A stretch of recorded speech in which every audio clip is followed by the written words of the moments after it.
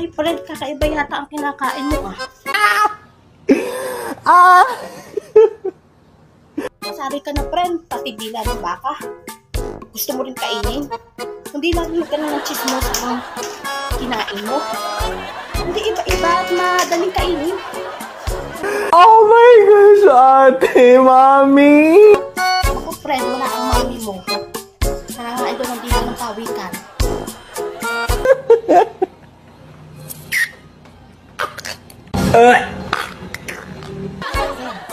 Malapit ka na, friend. Malapit ka na.